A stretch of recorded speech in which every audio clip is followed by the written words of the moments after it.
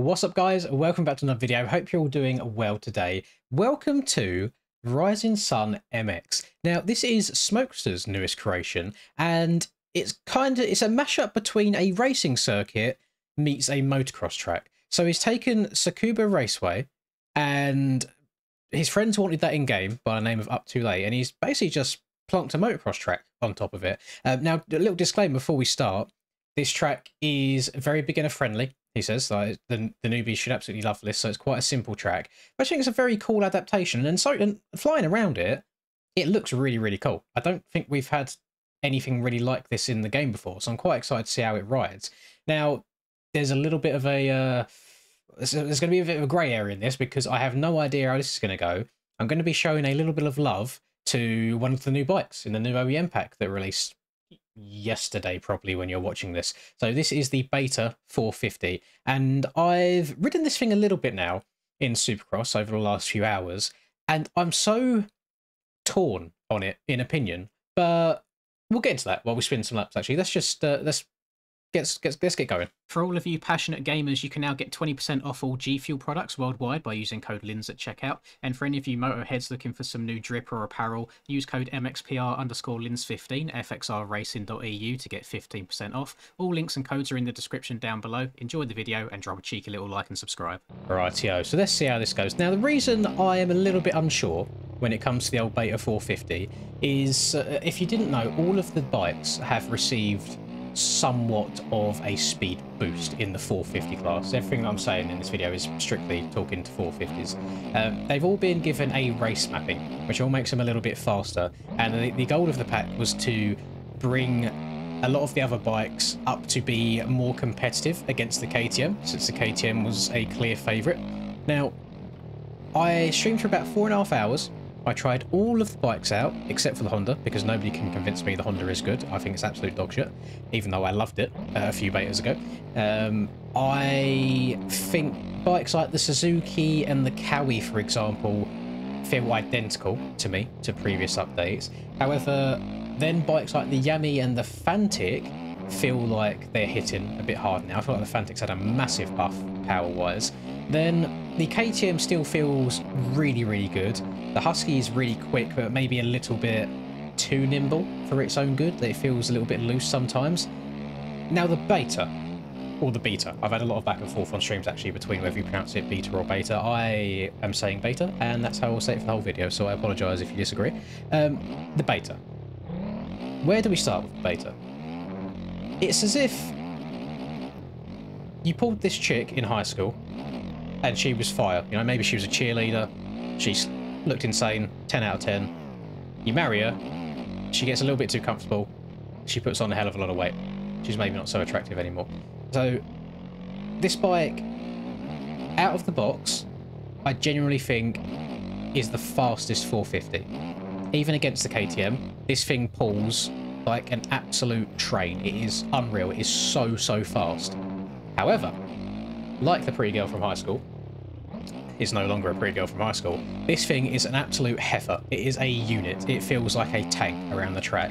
Now, I've tried messing around with it on Supercross, and funnily enough, on the aerial test track, I have ran my best ever lap time on this bike. I've done a little bit of suspension tweaking. I can get it going through whoops now. It's no big deal. However, the odd thing about that is when I then take the Beta with that exact same setup that munches on aerial and put it around the DDC tracks like New Orleans, the most recent one, I am still an entire second behind my KTM times around that track. And I have a feeling that it is purely because she's just a bit of a big girl. So trying to get it around a lot more corners on a slightly longer track, a slightly faster pace track, seems to be a little bit more difficult than kind of getting in and out of the corners fairly quickly on the aerial track, because you're not turning as much on aerial where the scaling is smaller.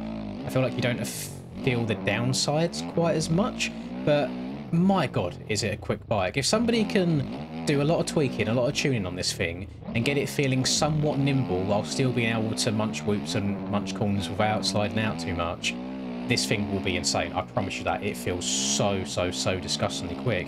And which then leads me to a slightly different topic is, once the Supercross season's all said and done, are people just going to ride different bikes? for outdoors. Because once this thing's, especially once this thing's got some steam behind it and you're moving, this thing is not stopping. The one thing I've noticed about it is it seems to just want to go forwards. Regardless of what you do with the suspension, over jumps, it just goes forwards. It doesn't spring you up in the air, even if you make it super, super springy. For some reason, when you hit a jump face, you just go, you go that way. You don't go up at all. It feels really, really good. And I think that's part of the reason why it's so fast too, is your momentum through the rhythm sections is ridiculous. So if you can take that to an outdoors track and keep that momentum all the way around the track with you, I think you're going to be having a really, really good time. So my very early analysis of the bikes overall, from a 450 perspective, was that I still think it's going to be a field of orange. Because the Triumph has come out as well, and the Triumph just feels okay. I don't think it's fast enough overall, although it handles well. In terms of an all-round package, I still think it's the KTM, but it wouldn't surprise me to see a handful of people on this beta at Anaheim 1 tonight. In the same way that over the coming weeks, once people get more and more familiar with the bike and knows its characteristics and how to make it handle in different ways, we could see quite a few before the end of Supercross. However, I do think we'll see a lot more come outdoors, which again, you're going to be able to carry all that speed. Where the bike does feel a little bit heavier, it feels super planted in the turns, other than when I am an absolute goober and crash like that. Yeah, I'm just imagining it now, like getting these super long ruts in outdoors and just having this thing powering through it, just skimming across, or not even skimming across the bumps, just like tanking its way through the bumps. Think of this bike as an Eli Tomac, for example. That's kind of how I would describe it. Just bulldog your way through. It doesn't matter what's in front of you, you just power through it and you just go forwards. And that is exactly how this bike feels. So if you do want to mix things up a little bit and you're sick of riding the KTM all the time, and again, yeah, you are a 450 rider, because there is only a 450 beta, not a 250, it doesn't exist, then give it a go and let me know what you think. I will preface, if you're doing it in Supercross, the suspension is absolute cheeks in Supercross by stock. However, put this on. This is something that I generally have worked on myself, which doesn't happen often at all. Take a screenshot of this right here. So let me compare to default. Take a screenshot of that, mess around with it a little bit, and see how it goes, and let me know how you get on. And then this is the this is like the geometry as well. I feel like you have to have geometry and suspension together. Yeah, definitely give that a go. So I think like my early on predictions of the bikes releasing this close to Anaheim 1 means everyone's still going to rock up on the KTM is still going to be mostly true. You are going to get one or two people that will vibe with different bikes straight away. I know Chase, for example, is really liking this beta at the moment, so we might see him rocking up at A1 on it. And I'm excited for the day. I really am. I've been a little bit on and off throughout the course of today, just in terms of speed. Like sometimes I'll hop on the game and feel really fast and flowy, and then I'll maybe hop off for an hour, play some Call of Duty, watch some YouTube, and then I'll hop back on the game, then I feel like I can't go in a straight line, I can't do a consistent lap. So I'm hoping that the period of time that I am playing A1 for will be a good period of time and will go okay. So fingers crossed. And if you are seeing this that Friday morning, wherever you are in the world, then I hope to see you tonight for the racing. Hopefully we can get somewhere like the 500 plus viewer mark. I think that'd be a really good goal to aim for. We hit 600 just today alone when these new OEMs dropped, which I was really surprised about. So yeah, definitely stop by. I wish your boy some luck. We just got to qualify first and foremost. That's the most important thing, is just make it into the night show, and then we can worry about the heat race. Then if we do that, we can worry about where we get in the main event. So just baby steps, one step at a time. That's the important thing. This track, it is easy.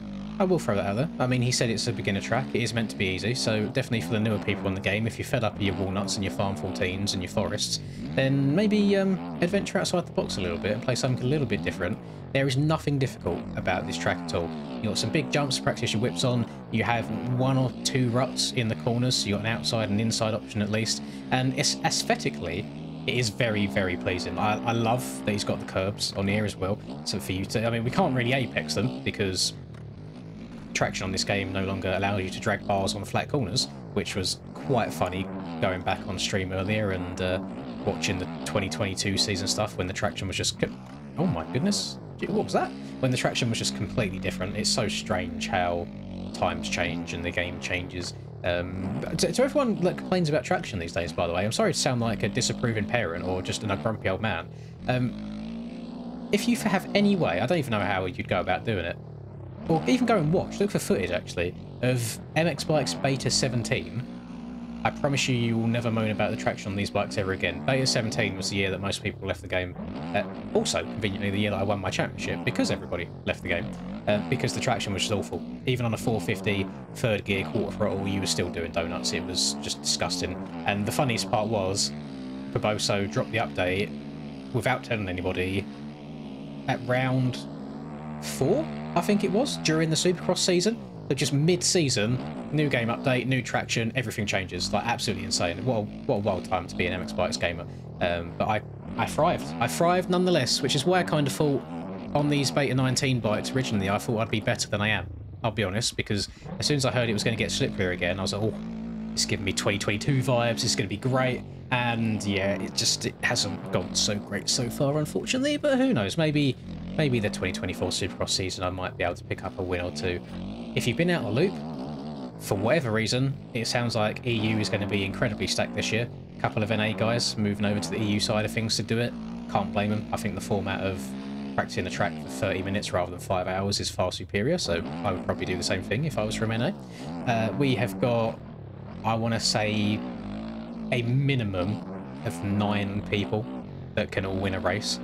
10, 11, maybe 12 at a push, depending on how the day goes, which is just disgusting. So not only is going to be getting a win even harder than ever, even making it through the heats is going to be the hardest it's ever been. I have only ever been to 1 LCQ in my entire MX Bikes career, and I have a feeling that number is going to double or triple over the course of this season, and I'm not even kidding. I'm not trying to sell myself short or anything like that. I really think this is going to be a hard season, and whoever gets the championship this season, they really do deserve it, genuinely. Like, it will be a good accomplishment. As long as everyone that starts the season finishes it, and it's not a case of you get 2 or 3 rounds deep, you're not doing as well as you expect, so you just give up, or you decide to drop down and do 250 on the opposite coast, something like that. It's going to be a really entertaining year. So I look forwards to it very, very much, and hopefully I'll see a majority of you along there for every single step of the way, just tuning in and watching me try my very best. Probably getting a couple of good starts, probably throwing a lot of good starts as well, with the inevitable Linda choking. But I've also done some start practice by myself today also, just to try and get some sort of start technique down, because I cannot emphasise enough how important good starts are going to be this year. I've realised I keep cutting the inside of that corner way too much and causing my lap not to count, which I do apologise for. But this is just a really... It's a nice flat, it's a nice track, it flows well, and honestly, Smokester's done such a good job at levelling up his track building game, and it's nice to see that even though he does put out paid tracks, that he's still willing to put out good free tracks for the community as well. I love seeing stuff like that. It's really, really good. Really job well done. I can't talk, it's currently 4 AM, so I do apologise. Job well done. He's done a good job. Said the same thing like 2 or 3 times. But aesthetically is where he's kind of leveled up the most. The track feels like you are on a racing circuit that has had a bunch of dirt dumped on top of it, and you're then riding around.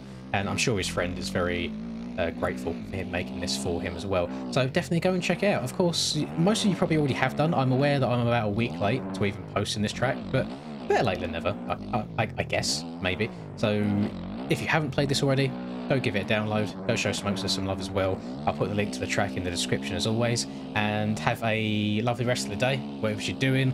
If you're going to try and qualify for the NA series tonight, whether it's pro or if you're just qualifying for the AMS races tonight as well, I wish you the very best of luck. I hope your night goes as planned, and if it doesn't quite go as you expected and you don't qualify, not all is lost. Go back to the drawing board, put in the hours during the week, turn up at round 2, and even if you don't qualify again, as long as you get a better qualifying position than the week before, you're moving in the right direction, and just keep going, and eventually you will make it. So best of luck to you all, and prematurely, in advance, thank you for stopping by my live stream. Catch you all in the next video. Peace. Lynn's in the zone, never backing down. Riding MX Bikes, he's the talk of the town. 2022 champ with a YouTube crown. His game is tight, no signs of slowing down. Late nights, bright lights, he's chasing that fame in the digital arena. Writing his name, she's a 10 out of 10. Supporting his lane, hairline might receive, but his passion's the same.